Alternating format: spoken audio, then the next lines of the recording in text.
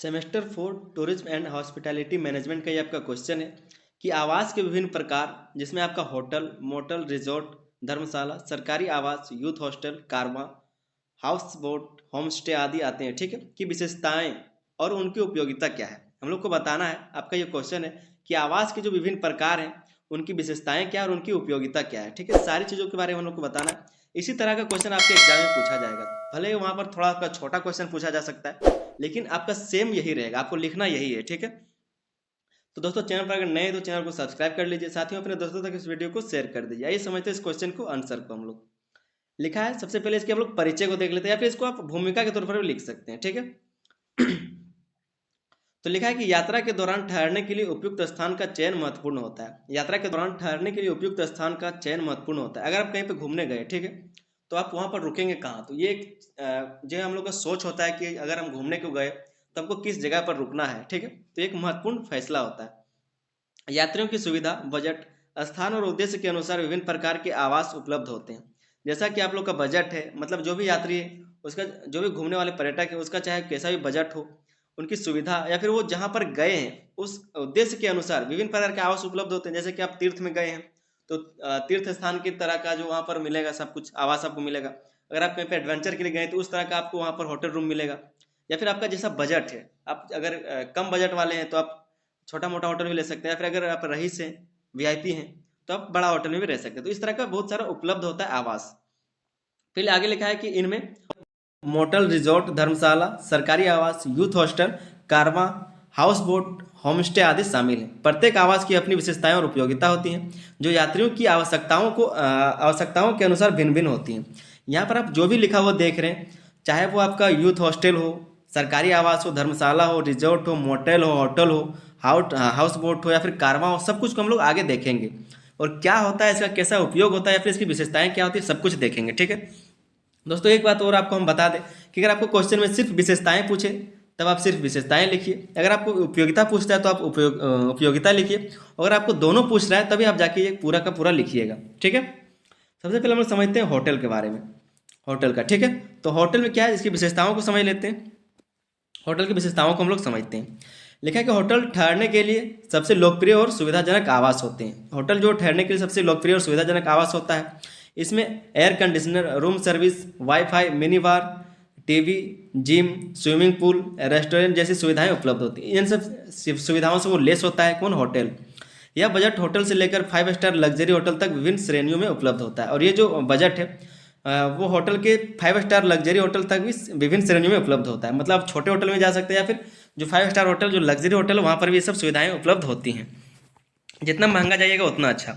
इसकी उपयोगिता की अगर बात करें तो व्यापारिक यात्रियों, परिवारों और पर्यटकों के लिए उपयुक्त है। लंबी और छोटी अवधि दोनों के लिए ठहरने की सुविधा, विवाह, कॉर्पोरेट इवेंट्स और सम्मेलनों के लिए भी उपयोगी है। तो ये आपका उपयोगिता हो गया और ये आपका हो गया विशेषता। तो इस तरह से हम लोग पूरे क्वेश्चन के आंसर को देखेंगे। फिर आपका मोटेल, ठीक है, होटल को देख लिया। अब मोटेल क्या होता है पहले उसको समझ लीजिए। मोटेल होता है होटल का छोटा रूप, जहाँ पर आपको होटल में 2000 का रूम मिलता है कम से कम, तो आपको मोटेल वहीं पर 800 का मिल जाएगा। तो ये होता है मोटेल। जहाँ पर आपको बहुत सारा सुविधा मिल रहा था वहाँ पर आपको थोड़ा सा कम सुविधा मिलेगा मोटेल में, ठीक है। सबसे पहले इसकी विशेषताओं को समझ लेते हैं, उसके बाद इसकी उपयोगिता को भी देखेंगे। तो लिखा है कि मोटर और होटल शब्दों से बना मोटल मुख्यतः राजमार्गों पर स्थित होते हैं। जो राजमार्ग होते हैं वहाँ पर स्थित होते हैं, ठीक है। इनमें सीमित सुविधाएं होती है, लेकिन रुकने के लिए आरामदायक कमरे और पार्किंग की सुविधा होती है। इसमें क्या है तो लेकिन इसमें जो है आपका रुकने के लिए सुविधा होता है, लेकिन आरामदायक कमरे और पार्किंग की सुविधा होती है। भले होटल के जितना इसमें सुविधा नहीं होता है, पर रहने के लिए बहुत ही अच्छा होता है। जिनके पास बजट कम होता है वो लोग यहाँ पर अधिक रोकते हैं, ठीक है। फिर लिखा है कि यह मुख्यतः सड़क यात्रा करने वालों के लिए बनाए जाते हैं।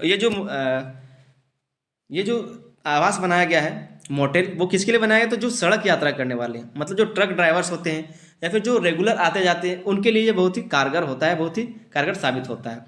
अगर इसकी उपयोगिता का बात करें तो इसकी उपयोगिता जो सड़क मार्ग से यात्रा करने वाले लोगों के लिए उपयुक्त है, सस्ता और आरामदायक ठहराव प्रदान करता है, मुख्य रूप से अमेरिका, कनाडा और यूरोपीय देशों में प्रचलित है।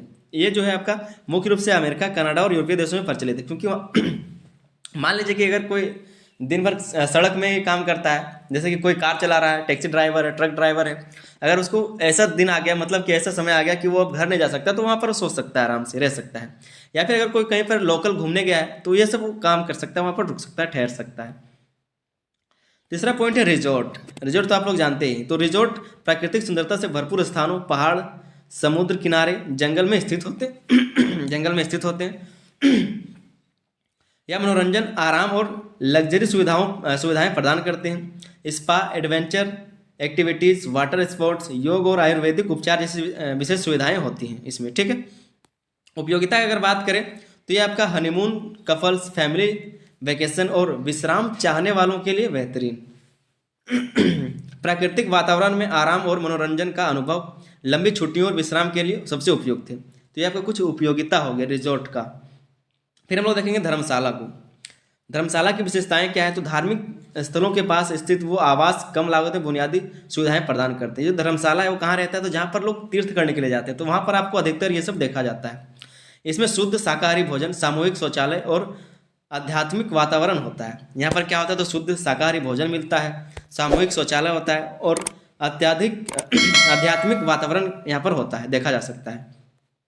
अधिकतर धर्मशालाएं धार्मिक संगठनों द्वारा चलाई जाती है, और जो धर्मशाला है वो धार्मिक संगठनों द्वारा चलाया जाता है, और संगठन के द्वारा चलाया जा रहा है, मतलब वहाँ पर जो रेट है वो मिनिमम होगा, कम से कम होगा, ठीक है। आगे लिखा है इसकी उपयोगिता। तो इसकी उपयोगिता क्या हो सकती है, तो तीर्थयात्रियों और धार्मिक यात्राओं पर जाने वाले के लिए उपयुक्त होता है। जो तीर्थयात्री या फिर जो धार्मिक यात्राओं पर जाने वाले लोग होते हैं, यात्री होते हैं, उनके लिए ये उपयोगी होता है। बजट यात्रियों के लिए किफ़ायती विकल्प। बजट यात्रियों के लिए किफ़ायती विकल्प, अगर किसके पास कम बजट है तो उसके लिए किफ़ायती विकल्प हो सकता है। फिर लिखा है कि साधु संतों और सामाजिक कार्यकर्ताओं के लिए वो उपयोगी होता है।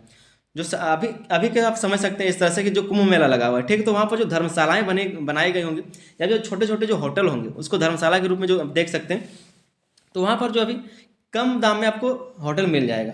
भले ही बहुत सारे संगठन अभी आए हुए हैं वहाँ पर, और उनके द्वारा भी बहुत सारा टेंट लगाया गया, या फिर जो टेम्प्रोरी होता है वो भी लगाया गया, और जो परमानेंट होता है उस तरह की जो धर्मशाला है वो भी बनाई गई। तो अभी आपको कम रेट में मिल जाएगा। भले आप अगर रहना चाहें तो आप बड़े होटल में रह सकते हैं, हर तरह का होटल वहाँ पर उपलब्ध होगा। फिर आपका सरकारी आवास, जिसको बोलते हैं गवर्नमेंट गेस्ट हाउस या फिर सर्किट हाउस, ठीक है। इसकी विशेषताओं को देख लेते हैं। तो ये सरकारी अधिकारियों, विशिष्ट व्यक्तियों और सरकारी कार्यों के लिए बनाए जाते हैं। आम जनता भी पूर्व अनुमति लेकर इन्हें ठहर सकती है। मतलब जो आम जनता है वो भी पूर्व अनुमति लेकर इनमें ठहर सकता है। मतलब अगर हमको वहाँ पर जाना है तो पहले हमको अनुमति लेना होगा, तब जाके वहाँ पर रह सकते हैं। इनमें बेसिक सुविधाएं, सुरक्षा और रियायती दरें होती हैं, ठीक है। इनमें क्या होता है, तो बेसिक सुविधा होती है, सुरक्षा होती है और रियायती दर होता है। उपयोगिता की अगर बात करें तो इसकी जो उपयोगिता है वो सरकारी कार्यों से यात्रा करने वाले अधिकारियों के लिए प्रमुख है। जो सरकारी काम के लिए आना जाना करते हैं वो वहाँ पर आराम से ठहर सकते हैं, इसके लिए ये बनाया गया है। पर्यटकों के लिए सस्ते और सुरक्षित विकल्प है। जो पर्यटक है उनके लिए सस्ता और सुरक्षित विकल्प है, क्योंकि जो सरकार के द्वारा अगर बनाया गया है तो जाहिर सा बात है कि जहाँ पर आपको बस में 200 रुपये टिकट लगता है, आप ट्रेन में जाते हैं 30 रुपये में हो जाता है। तो उसी तरह से अगर आप बड़े होटल में रहते हैं तो आपका जहाँ पर 2000 लगेगा, यहाँ पर आपको 400 में हो जाएगा। तो उसी तरह से ये उपयोगिता है। फिर आगे लिखा है कि अधिकतर पर्यटक स्थलों, हिल स्टेशनों और दूर दराज के इलाकों में उपलब्ध होता है। और ये जो सुविधा है ये कहाँ पर होता है, तो जहाँ पर हिल स्टेशन है या फिर जो दूर दराज इलाके वहाँ पर देखा जा सकता है। छठा पॉइंट है आपका यूथ हॉस्टल, ठीक है। यूथ हॉस्टल, इसकी विशेषताओं के बारे में बात कर लेते हैं। तो कम बजट में युवाओं, बैकपैकर्स और छात्रों के लिए सुविधाजनक आवास है ये। यहाँ साझा कमरे, जिसको बोलते हैं डॉर्मेट्री, सामान्य किचन और सामुदायिक गतिविधियों की सुविधा होती है। अंतर्राष्ट्रीय स्तर पर यूथ हॉस्टल एसोसिएशन, जिसको बोलते हैं YHAI, द्वारा संचालित होता है, ठीक है। अंतर्राष्ट्रीय स्तर पर यूथ हॉस्टल एसोसिएशन द्वारा संचालित होता है। उपयोगिता का बात करें तो कम बजट में सुरक्षित और सुविधाजनक विकल्प है।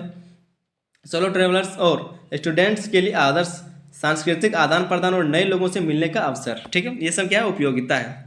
नए लोगों से मिलने का अवसर मिलता है। जो सोलो ट्रेवलर्स हैं या जो स्टूडेंट्स हैं जो एग्ज़ाम देने के लिए जाते हैं या फिर कई कारणों से जाते हैं तो वहाँ पर वो रुक सकते हैं। तो इन सब चीज़ों के लिए वो उपयोगिता होता है, वो उपयोग कर सकते हैं। सातवां है आपका कारवां, ठीक है। कारवां, तो कारवां एक चलती फिरती होटल की तरह होती है, जिससे बेड, किचन, बाथरूम और अन्य सुविधाएं होती हैं।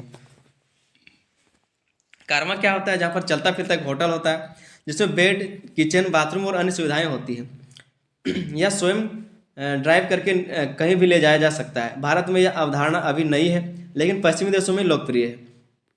कारमा का मतलब क्या है? जैसे आपने कई बार गाना भी सुना होगा कारमा वाला, ठीक है। तो कारमा का मतलब होता है कि वो साथ में चलता है। तो आप रहने का बात हो रहा है, अगर आवास का बात हो रहा है, तो जो कारमा है वहाँ पर आप इसको कहीं भी ले जा सकते हैं। मान लीजिए कार में ही आपका पूरा बेड शिफ्ट कर दिए आप, ठीक है, मतलब पूरा घर बना दिए कार में ही, तो वो आपका एक कारमा होगा कि आप वहाँ जहाँ भी जाएंगे उसको लेके जाएंगे, वहाँ पर आप आराम से सो सकते हैं, खाना बना सकते हैं, खा सकते हैं, पूरा टॉयलेट बाथरूम सब उसी में रहता है। उपयोगिता की अगर बात करें तो रोड ट्रिप पसंद करने वालों के लिए बेहतरीन विकल्प है ये।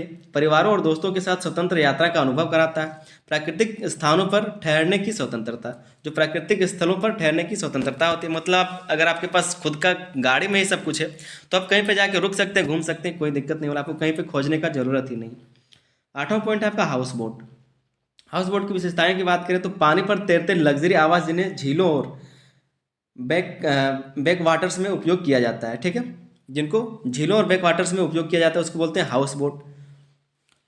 फिर ये हाउस बोट लग्जरी सुविधाओं से युक्त होते हैं और प्रकृति के करीब रहने का अनुभव देते हैं। केरल, कश्मीर और श्रीनगर में विशेष रूप से प्रसिद्ध है। क्या होता है, तैरते तैरते आपने देखा होगा घर, ठीक है, मतलब एक घर टाइप का ही रहता है। वैसे तो हाउस बोट बहुत सारा होता है कि एक घर ही रहता है उसमें, हाउस बोट में मतलब वो ना भी रहता है लेकिन वो घर ही रहता है, पूरी तरह से वो होटल रहता है। लेकिन एक जो आप यहाँ पर जो केरल की बात कर रहा है, तो केरल तरफ से आप देख सकते हैं, या फिर जो कश्मीर आप देख सकते हैं श्रीनगर में, वहाँ पर आप देखेंगे कि छोटा सा घर टाइप का रहता है और ज़्यादा उसमें लग्जरी भी नहीं रहता।